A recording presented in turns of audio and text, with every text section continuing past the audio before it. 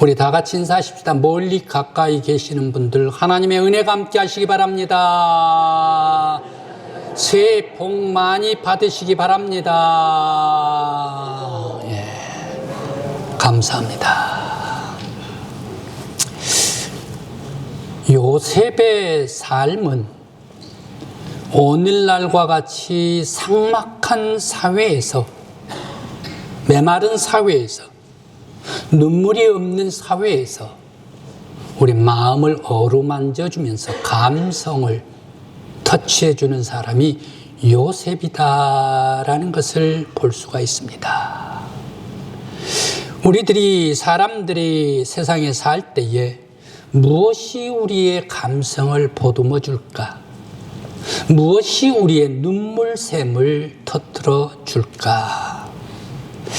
다른 사람에게 있어서의 축하를 받을 때에 눈물을 흘리는가? 아니면 감동적인 소설, 감동적인 영화를 봤을 때에 우리의 눈물이 흐르는가? 아니면 트로트 노래, 요즘 트로트 노래가 대세가 된 것 같은데 이 트로트 노래를 부를 때에 그 노래를 들으면서 감성이, 눈물의 자극샘이 터지는가? 아니면 겨울 눈밭에서 먹을 것을 찾지 못한 짐승들에게 먹을 것을 던져주는데 그것을 물고 가는 것을 볼 때에 감성이 터지는가? 아니면 요즘처럼 사회가 혼란한 시절 아들이 군대에서 휴가를 나와서 귀대할 때에 다시금 데려다 주면서 들어가는 모습을 볼 때에 눈물샘을 터뜨려 주는가? 무엇이 과연 우리들이 살아가고 있는 이 삭막한 사회에 우리의 감성을 어루만져 줄까 생각을 해봅니다. 오늘 성경 말씀 요셉의 말씀입니다. 요셉과 형제들과 요셉과 아버지 야곱의 만남이 성경을 읽어볼 때에 지극히 우리들의 눈물의 감성을 젖게 해 줍니다. 창세기를 읽어 내려가기 전에 우리들은 이미 요셉을 잘 알고 있습니다. 그런데 이 창세기 성경을 읽어 내려갈 때에 요셉을 우리들은 알고 있지만 다시금 요셉의 신앙을 발견하고 다시금 요셉의 성품을 발견할 때 아하, 요셉이 이런 사람이었어? 라고 생각을 하면서 요셉의 신앙과 성품을 찾아갈 때에 우리 마음에 눈물이 흐르게 해줍니다. 요셉, 그는 참 아름답습니다.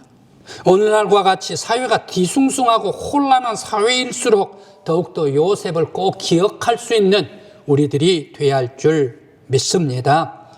사람이 하나님을 모시고 살아갈 때 아하, 저렇게 요셉같이 되는구나. 하나님께서 사람에게 함께할 때에 저렇게 훌륭한 요셉같이 되는구나.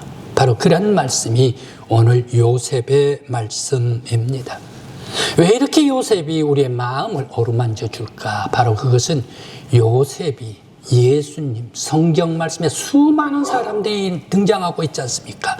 많은 사람들이 성경에 등장을 하는데 가장 예수 닮은 사람이 바로 이 요셉이기 때문인 줄 믿습니다. 오늘 성경 말씀에 창세기에 눈물샘을 자극하는 곳이 두 군데가 요셉에게 나오고 있습니다. 그 한 군데는 아버지 야곱과 요셉이 만나는 그런 과정. 죽은 줄만 알았지요. 아들 요셉이 말입니다. 그런데 요셉이 살아있대요. 요셉을 만나면서 눈물샘이 흐릅니다. 요셉을 만나 이제 야곱이 떠나가면서 축복할 때에 눈물샘이 쏟아지고 있습니다. 야곱은 아들들이 저 애굽에 가가지고 곡식을 사러 보냈습니다. 그런데 10아들을 보냈습니다. 10아들이 돌아와가지고 자리를 푸는데, 곡식자를 푸는데, 이상한 얘기를 아들들이 해요. 10아들이 다 이구동성으로 말입니다. 아버지, 요셉이 살아있어요. 아니, 무슨, 이미 죽었잖아. 17년 전에 죽었잖아. 그런 요셉이 어떻게 살았다고. 그럴 때 아버지 분명히 요셉이 살았습니다. 라고 보고를 합니다.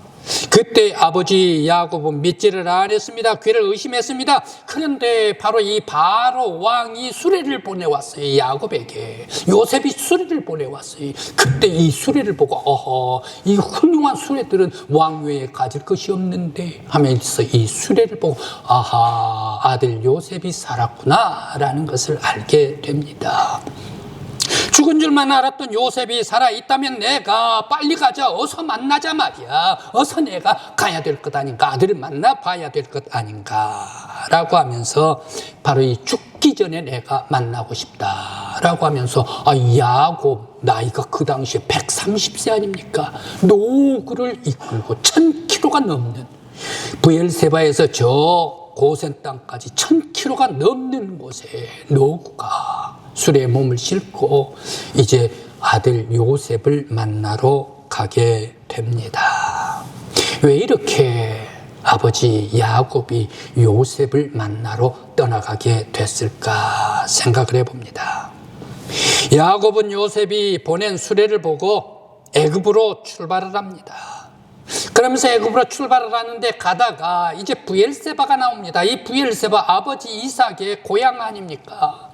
아버지 이삭의 고향 바로 이 브엘세바에서 제단을 쌓습니다. 하나님께 예배를 드립니다. 희생의 제사를 드립니다. 그런데 하나님께서 나타납니다. 야곱이 저 바탄 아람으로 도망칠 때에 베델에서 나타났던 하나님께서 다시금 저 애굽으로 요셉을 만나러 갈 때에 하나님께서 바로 이 브엘세바에 나타나서 말씀을 주십니다. 가라.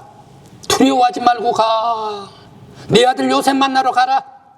그런데 반드시 내가 다시 이 땅으로 돌아오게 하리라 라고 하나님께서 야곱에게 음성을 들려주십니다.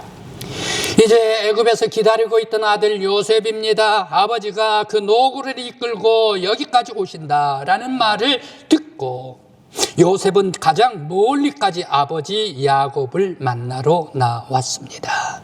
그러면서 요셉과 아버지 야곱이 서로 마주하는데 목을 서로 끌어안으면서 한동안 놓지 않고 눈물을 흘리면서 울면서 사랑하는 아들의 체온을 느끼고 사랑하는 보고 싶은 아버지의 체온을 느끼면서 바로 그곳에서 깊은 눈물을 흘리고 있습니다. 아버지 야곱이 얘기를 합니다. 모든 자녀들에게 얘기를 합니다. 요셉에게 얘기를 합니다. 내가 이제 죽어도 여한이 없겠다 말이야. 나는 이제 죽어도 되겠다. 나는 만족하니라. 내 아들 죽었던 내 아들을 내가 보았지 않는가, 만났지 않는가 라고 하면서 너무너무 기쁨에 취하게 되었습니다.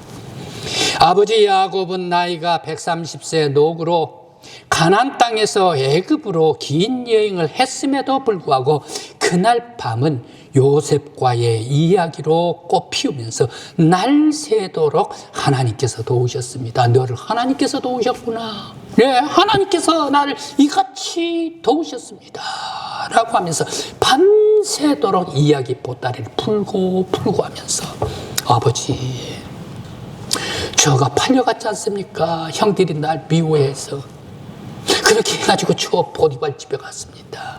그런데 거기에서 누명을 쓰고 감옥에 들어가 버리고 말았지 않습니까? 팔려갈 때도 하나님께서 나와 함께 해주셨고 감옥에 들어가서도 하나님께서 나를 지켜주셨고 그러면서 바로 왕 앞에서도 하나님께서 나에게 지혜를 주셨습니다. 모든 것이 내가 이토록 총리 대신까지 오르게 된 것은 하나님께서 나와 함께 해주셨기 때문입니다 라고 밤새내 이야기 보따리 감사 하나님께 영광 돌리는 아버지 야곱과 아들 요셉이었습니다.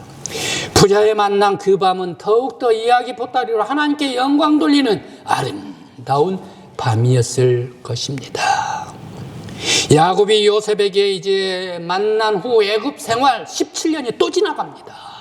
그러면서 130세 왔다가 147세 하나님께서 부르실 때에 야곱이 가장 먼저 누구를 축복을 하고 있습니까? 요셉을 축복을 하더라 라는 말씀입니다. 그런데 말이야, 이제 내가 하나님께서 부르실 때에 열조에게 돌아갈 날이 가까이 왔다라고 얘기를 합니다. 그러면서 아버지 야곱이 요셉에게 이 얘기를 합니다. 네 어머니 라헬이 저 바단 아람에서 돌아와서 브엘세바로 가는 중에 만삭이 되어가지고 이 에브라 베들레헴을 지났다가 산통이 하필이면 들었잖아. 가는 도중에 산통이 들어서 이제 아이를 네 동생 베냐민을 낳을 때가 되었다. 그런데 이 베냐민 네 동생을 낳다가 그만 베냐민은 낳는데 네 어머니 라헬이 죽었잖아. 그런데 길에서 산통이 나서 해산을 하게 되니까 우리들이 무슨 수를 써서 손을 쓸 수가 없었단 말이야. 네 어머니 내가 사랑하는 라헬 이 베들레헴 에블랏에서 내가 묻었노라 라고 48장 5절에서 에블랏을 생각을 하고 있습니다. 그래서 내가 너에게 자색 옷을 입혔다. 그 자색 옷은 왜 입혔는가? 네 어머니 라헬은 너무너무 예쁘고 사랑스럽잖아. 그런데 자색 옷을 입혀놓으면 더욱더 사랑스럽고 아름답기 때문에 돌아가신 네 어머니를 내가 생각하기 위해서 네한테 자색 옷을 입혔구나. 그런데 말이야, 이것이 하필이면 나의 불찰이었고 나의 욕심이 되어버렸구나. 자색 옷 다른 형제들에게는 입히지를 않았는데 너만 자색 옷을 입혔더니 시기를 하고 형제들이 질투를 하고 미워해가지고 너를 팔아버렸구나. 내 불찰이었어 라고 야곱이 요셉에게 얘기를 해줍니다. 그러면서 두 아들들을 데리고 오라. 손자들에게 므낫세와 에브라임이 왔습니다. 그랬을 때 축복을 해줍니다. 축복을 해주는데 손을 어긋맞아서 축복을 해줍니다. 요셉이 알고 바르게 해주십시오. 그래도 내가 안다 하면서 어긋맞고 손자들에게 축복을 해줍니다. 에브라임, 므낫세. 그러면서 야곱이 요셉에게 축복을 해줍니다. 11 형제가 있잖아. 그리고 너까지 12인데 너를 2배로 내가 다시금 가나안으로 돌아가면 2배로 복을 내려주겠다라고 얘기를 하면서 네 아들들 둘이 너 형제 11형제하고 똑같은 복을 주겠다라고 얘기를 하면서 두 아들에게, 요셉의 두 아들에게 축복을 줍니다. 그러면서 떠나가면서 요셉에게는 두 몫으로 축복을 하고 떠나가더란 얘기. 그러면서 12형제 모든 형제들을 다 축복을 했습니다. 하나님께 돌아갑니다. 세상에서 가장 아름다운 모습이 어느 때에 가장 아름다운 모습일까? 이 영혼이 하나님 앞에 들림을 받으면서 그 후손들에게 하나님 앞에서 일일이 축복하고 가는 것, 바로 이것보다 더 큰 축복이 어디 있을까?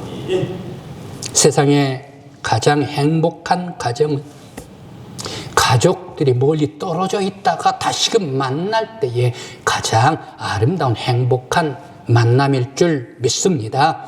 죽은 아들이 살아있어서 다시 만날 때 가장 기쁩니다. 요셉은 형들의 미움을 샀어도 노예로 살아도 죄수로 살아도 하나님께서 어린 요셉과 함께 하셨습니다. 요셉이 손이 닿는 곳마다, 요셉이 발이 닿는 곳곳마다 하나님께서 찾아가 함께 해주시더란 얘기. 손이 닿는 곳마다 하나님께서 형통의 복을 주시더라. 오늘 강국교회 우리 모든 성도 여러분, 2025년에 여러분들의 손이 닿는 곳마다, 발이 가는 곳곳마다 하나님께서 함께 해주셔서 축복받는 형통의 복이 여러분들 위해 함께 하시길 간절히 기원합니다. 요셉과 형제들을 용서하면서 창세기 50장까지의 긴 말씀을 마감하고 있습니다. 이 창세기를 덮는데 용서하면서 창세기를 왜 덮었을까? 바로 용서하면서 덮은 이곳에 우리의 작은 눈물샘이 자극되더라라는 말씀입니다. 요셉은 곡식을 사러 온 10명, 바로 이 10명이 자기의 형들인 줄 요셉은 알았습니다. 그래서 왜 막내 동생은 데리고 오지를 않았습니까? 꼭 다음에 올 땐 데리고 오십시오라고 요셉이 형제들에게 닥달을 했습니다. 그러면서 첫 번째 돌아갈 때에 형님들 곡식 자료에 대고 곡식을 넣고 거기에 돈을 다시 넣어버렸네요. 또 두 번째도 이제 이 막내 동생 베냐민을 보고 다시금 떠나갈 때 막내 동생 베냐민 자루에다가는 거기에 귀한 은장까지 집어넣어 버렸네요. 그렇게 넣어가지고 형들을 시험을 했습니다. 시험이 다 끝난 후에 요셉이 자기 얼굴을 나타냅니다. 형님들, 내가 요셉이요. 내가 애굽의 총리 대신 왕자 용상에 앉아있는 바로 이 사람이 당신의 동생 요셉이요 라고 얼굴을 형들에게 내밀었습니다. 나는 당신들이 팔았던 요셉이요, 당신 이 용상에 앉은 바로 내가 요셉이요 라고 얘기를 하면서 해우를 했습니다. 바로 이 애굽의 총리 대신이 요셉이라고 얘기를 하니까 형제들이 깜짝 놀라서 반기는 것보다 오히려 무서워서 어떻게 할까를 몰랐습니다. 두려워했습니다. 한 발 물러났습니다. 그러면서 오히려 몸이 굳어졌습니다. 그러면서 두려워합니다. 그때에 요셉은 형제들을 위로를 합니다. 45장 5절로 8절 말씀에 이렇게 요셉이 위로를 합니다. 형들이 팔았다고 근심하지 마소서. 하나님이 생명을 구원하시려고 나를 당신보다 먼저 보내셨습니다. 하나님이 큰 구원을 당신들의 생명을 보존하고 당신들의 후손을 세상에 두시려고 나를 당신보다 먼저 이곳에 보내셨습니다. 나를 이리로 보낸 것은 당신들이 아니라 하나님께서 나를 보내셨습니다. 그러면서 나를 바로의 아버지로 삼고 애굽을 통치하도록 만들어 주셨습니다 라고 하면서 요셉은 또 형들의 목을 끌어안고 눈물을 흘리면서, 베냐민을 끌어안고 눈물을 흘리면서 회유를 나누고 있습니다. 얼마나 보고 싶었을까? 얼마나 동생 베냐민을 보고 싶었을까? 음식을 내줍니다. 음식을 내주는데 다른 형들은 양껏 먹으라고 이 잔치를 차렸습니다. 그런데 베냐민은 어떻게 합니까? 다른 형들의 음식 몽모다 2배를 대해줬습니까? 아닙니다. 5배를 더 줬다라고 성경에는 말을 하고 있습니다. 그러면서 또 선물도 많이 베냐민에게 주었습니다. 그런데 요셉 형제들은 요셉과 만나가지고 이 정도로 눈물을 회포를 하면서 풀었다면 이미 용서가 된 것 아닙니까? 그런데 왜 형제들은 아버지가 돌아가셔서 저 다시 가나안 땅에 막벨라 굴에 장사하고 난 후에 다시금 애굽으로 돌아와가지고 람세스로 돌아와가지고 첫 번째 형제들이 하는 일이 무엇입니까? 동생 총리 대신 요셉 발 앞에 무릎 앞에 푹 엎드려가지고 얘기를 합니다. 당신의 아버지가 살아 계실 때 유언했던 말씀이 있습니다. 아버지 야곱이 유언했던 얘기가 있습니다. 형들이 악한 일을 했다 하더라도 너는 바로 그 모든 일들을 용서하라 라고 아버지가 말씀을 하셨습니다. 이 언약을 기억하십니까? 이 유언을 기억하십니까? 라고 요셉 앞에 무릎을 꿇고 용서해 주기를 청했습니다. 그때에 요셉은 무엇으로 얘기를 합니까? 방금 드렸던 말씀으로 똑같이 반복해서 다시금 요셉이 50장 19절 21절까지의 말씀으로 말씀을 주시고 있습니다. 내가 하나님을 대신하리까? 당신들은 나를 헤아려 하였으나 하나님은 그것을 선으로 바꾸사 오늘과 같이 많은 백성의 생명을 구하시기 위해서 나를 미리 보내셨습니다. 형들이여 두려워 마소서. 내가 당신들과 당신의 동생들까지 다, 당신의 아들 딸까지 다 내가 가르치고 먹이겠습니다 라고 강곡하게 위로를 했습니다. 하나님께서 용서해버리면 바로 그게 끝 아닙니까? 그런데 왜 내가 내가 용서하는 것 같이 얘기를 합니까? 용서는 하나님께서 하신 것입니다. 하나님께서 용서하셨다면 나도 당연코 형제들 다 이미 용서했습니다. 두려움 마소서라고 요셉이 형들에게 얘기를 하고 있습니다. 오늘 저는 이 말씀 속에서 왜 창세기 마지막 책을 덮으면서 똑같은 말씀을 두 번씩이나 반복하면서 창세기의 말씀을 덮고 있을까? 왜 이 용서의 얘기를 두 번씩이나 강조를 하면서 끝내고 있을까? 먼저 하나님께서 형제들을 용서했기 때문에 나도 이미 용서했습니다. 용서는 내가 하는 것이 아니라 하나님께서 하시는 것입니다. 이 말씀을 모든 사람들에게 전해주기 위해서, 그리고 가장 중요한 것은 창세기의 대단원을 마감하면서 살아있는 모든 사람들을 용서하면서 살라, 바로 이것을 창세기에서 강조를 하고 있기 때문에 마지막에 두 번씩이나 용서를 반복하고 있다라는 말씀입니다. 아버지와 만남, 행복이고 축복이지만 이 땅에서 살아가는 모든 사람들은 용서하고 용서받고 서로 용서할 때에 하늘에 계신 하나님께서도 용서하신다. 바로 이것이 축복이다. 축복은 어디에 있는가? 용서하는 곳에 축복이 있다라고 말씀을 주시고 있습니다. 마태복음 7장 1절부터 3절까지의 말씀, 예수님께서 말씀하십니다. 산상보훈입니다. 너희들은 비판하지 말라. 그 비판으로 너희들이 비판을 받을까 하노라. 네가 다른 사람 비판하면 그 다른 사람이 비판을 할 때에 너 하나 비판했다면 다른 사람 둘, 셋, 다섯 곱으로 비판이 너에게 올 것이다.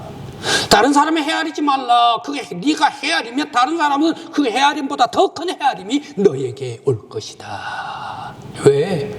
다른 사람의 눈에 티는 보고 네 눈에 있는, 네 마음속에 있는 들보는 알지를 못하느냐라고 주님께서 말씀을 하십니다. 무슨 얘기입니까? 바로 이것을 뒤집어 봅니다.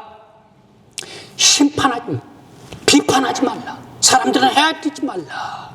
사람들은 이 땅에 살면서 하는 것이 무엇인가? 비판하는 것이 아니라 용서하면서 사는 거야. 살아있는 사람들은 사랑하면서 사는 거야. 모든 이 땅의 사람들은 사랑하면서 용서하면서 살아가는 것이 사람이야. 심판은 하나님께서 하시는 것이야 라는 것을 말씀을 주시고 있습니다. 예수님께서 십자가에 마지막 돌아가셨을 때의 네 번째 말씀입니다. 아버지여, 저들의 죄를 용서하소서. 저들이 무엇을 하고 있는지 알지를 못하나이다. 용서해 주시기를 바라면서 하나님께 구하면서 숨을 거두셨다라는 말씀입니다. 오늘 우리 2025년 우리 강국교회 우리 믿음의 성도 여러분들 축복받는 새해가 되시길 간절히 기원합니다. 사람들을 용서해주고 용서받고 서로 용서하는 삶, 바로 이 속에 축복이 있고 평안이 있고 기쁨이 있고 건강이 있는 줄 믿습니다. 줄리어스 시저 이야기입니다. 시저는 로마의 첫 번째 삼두 정치를 했습니다. 삼두 정치, 시저와 폼페이우스와 안토니우스 세 사람이 삼두 정치를 했습니다. 그런데 이 시저가 어떻게 했습니까? 폼페이우스를 물리쳐버렸습니다. 그 다음에 안토니우스는 종으로 복종시켜버렸습니다. 그러니까 시저 하나가 남았네요. 세 대장들이, 두 사람들이 하나는 죽고 하나는 종이 되어버렸으니 한 사람만 남아서 자기가 시저, 그야말로 케자르 황제가 되어버리고 말았습니다. 황제가 되니까 많은 사람들, 공화정을 했던 사람들은 좀 섭섭합니다. 그런데 모든 백성들이 다 시저는 위대하다, 시저는 위대하다, 시저가 가는 곳곳마다 시저는 위대하다, 위대하다, 백성이 칭송을 합니다. 원로원도 할 수 없이 시저 앞에서 시저는 훌륭하다, 시저는 위대하다라고 칭송을 합니다. 다른 마을에 가도 시저는 훌륭하다, 모든 백성들이 다 시저는 위대하다라고 박수를 하면서 추앙을 했습니다. 그런데 황제가 된 이 시저는 어떻습니까? 허영심이 많았습니다. 권력에 대한 허영심이 컸습니다. 폼페이를 꺾고 나서 로마 백성들에게 시저는 위대하다라고 이렇게 가는 곳곳마다 위대하고 외치니까 시저는 절대적인 위대한 사람이 되었습니다. 모든 사람들이 다 위대하다니까 시저 황제는 불멸의 위대한 사람이 되었습니다. 그래서 이 시저의 문제는 무엇입니까? 모든 사람들이 다 위대하다라고 얘기를 하니까 자신을 볼 수가 없었어요. 자기 자신을 볼 수가 없었습니다. 겸손할 줄을 몰랐습니다. 용서할 줄을 몰랐습니다. 한 번은 시저의 신복 메텔로스가 와가지고 자기 동생에 대해서 얘기를 하면서 부탁을 합니다. 내 동생이 저 변방으로 지금 추방당했습니다. 죄를 지어서. 시저님 황제요, 한 번만 용서해 주십시오 라고 동생에 대해서 부탁을 드렸습니다. 그때의 시저는 뭐라고 얘기를 합니까? 메탈로스에게 얘기를 합니다. 자네 동생이 이 동생을 용서를 해주면 모든 사람들이 다 똑같이 죄를 짓고 와서 용서해 주십시오, 용서해 주십시오, 용서해 주십시오 하면 다 용서를 해줘야 되지 않는가? 그렇게 되기 때문에 나는 용서할 수가 없네 라고 거절해버리고 말았습니다. 바로 그때의 메탈로스가 시저에게 칼을 뽑아가지고 찔러버리고 맙니다. 그때의 모든 원로원들도 시저는 위대하다 했던 사람들이 또 시저를 찔러버립니다. 그러면서 심지어 자기가 사랑했었던 양자 브루투스마저도 바로 이 시저를 마지막으로 찔러버리고 맙니다. 위대한 사람, 세상에 가장 불멸의 위대했던 그런 사람, 바로 그런 사람이 왜 죽어버리고 말았습니까? 조그만 용서가 없을 때에 그 나라를 놔두고 황제마저도 놔두고 죽어버리고 말더라. 역사의 교훈입니다. 성도 여러분, 왜 이렇게 창세기 50장을 마감을 하면서 두 번씩이나 용서하라 마감을 하고 있을까? 하나님 앞에 떠나가는 사람은 용서해주고 야곱 용서해주고 모든 이 땅에 살아있는 사람들은 모두가 다 용서하는 것이 평안이요 기쁨이요 하나님 나라를 이루는 것이다 라고 말하고 있습니다. 성경은 예수 닮은 사람을 찾는다면, 성경에서 꼭 예수 닮은 사람을 찾는다면 누구일까요? 바로 주저없이 요셉이라 말하겠습니다. 이 땅에서 하나님의 성품을 닮아가 살면서 멋진 삶을 살다 갔던 요셉입니다. 하나님이 요셉을 떠나지 않고 하나님께서 요셉과 함께 계셨습니다.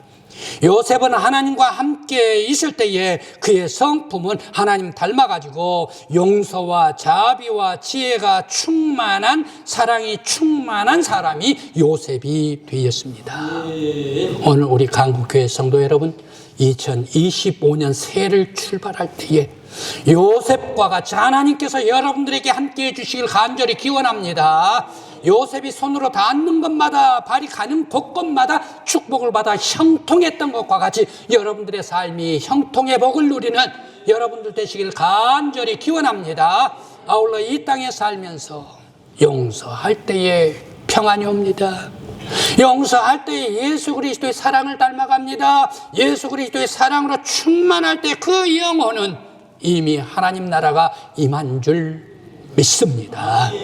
2025년 요셉과 같이 예수 닮음으로 말미암아 여러분들의 영혼이 하나님 나라가 되고 여러분들이 가는 곳곳마다 하나님 나라로 변화되는 능력의 역사가 임하시길 간절히 기원합니다.